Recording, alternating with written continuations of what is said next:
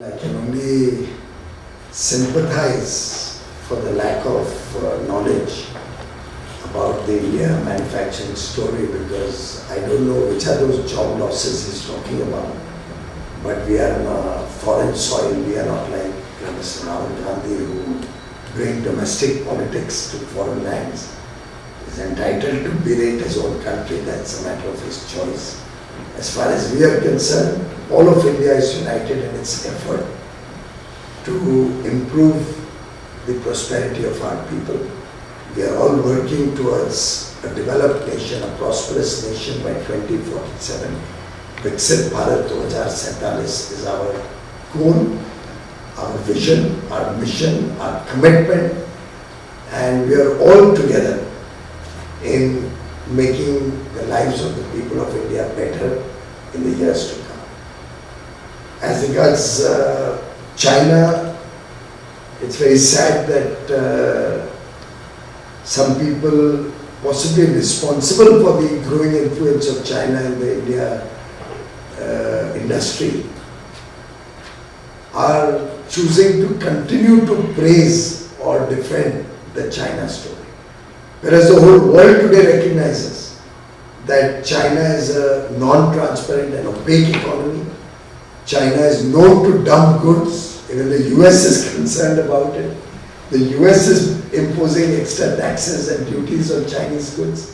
US is concerned about security threat from Chinese goods and imposing restrictions on that. Whereas if you look back, and I'm only giving this as a matter of statistics with no intention to politicize, India only had a trade deficit of about 1.7 or 1.8 billion dollars in 2004 with China. What happened between 2004 and the next 2 or 3, 4 years is something for the press to find out. But between 2004 to 2014, our trade deficit went up from $1.8 billion to $43 billion in 10 years, by nearly 30 times. Now, it is a matter of shame that we allowed Chinese goods, substandard goods, opaquely priced goods, non-transparent, costed goods to flood the Indian markets, to kill Indian manufacturing, to almost get investors disinterested in the India story, because there was no protection against these kind of goods coming in from China. Import duties were reduced during that period.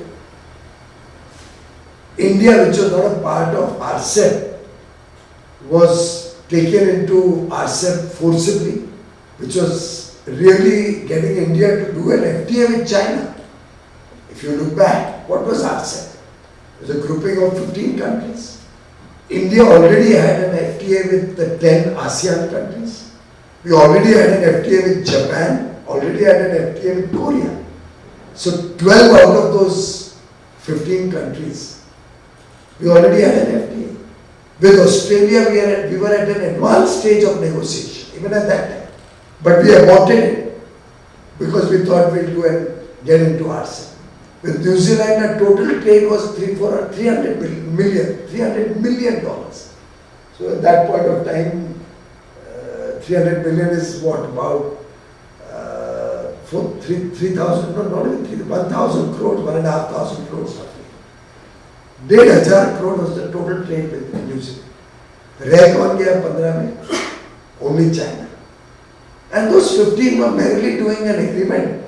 India was forced to join that group into RCEP by an executive action of the then government. At the highest level, there's a what is that called? TERC is a body led by the Prime Minister which takes these decisions. They forced India into the RCEP negotiation. So you will all appreciate it. Basically was getting India to do an FTA with China. And imagine what that would have cost India. Look at the import duties, how they have been reduced from 4 to 14, which helped China dump goods into India.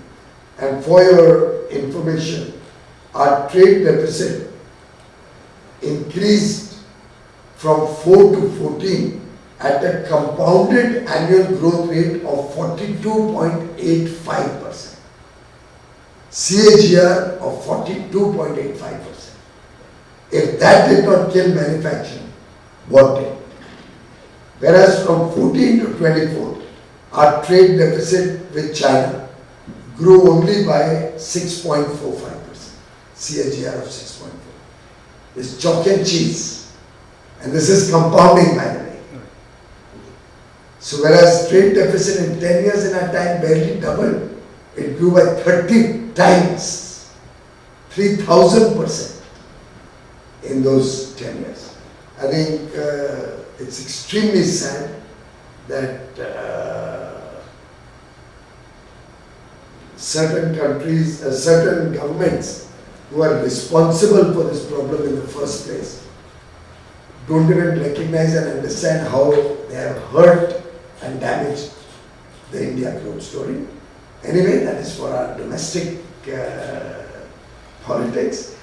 Over here, I can only tell you, all of us are unitedly working for the collective good of 140 crore Indians.